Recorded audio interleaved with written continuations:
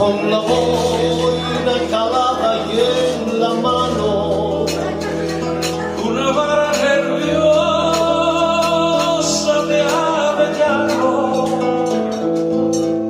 que recuerda su frente limpia y clara.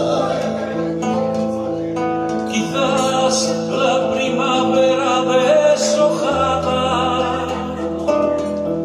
El olor de la pólvora mojada, o el sabor del carbón mientras picaba. El abuelo fue picador allá en la mina, y hernando el negro carbón quemó su vida.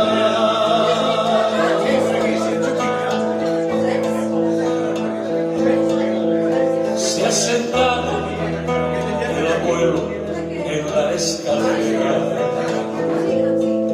A esperar el tibio sol de madrugada, la mirada clavada en la montaña.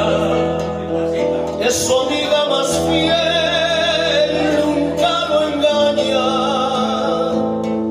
Temblorosa la mano va al bolsillo, Rebuscando el tabaco y su librillo,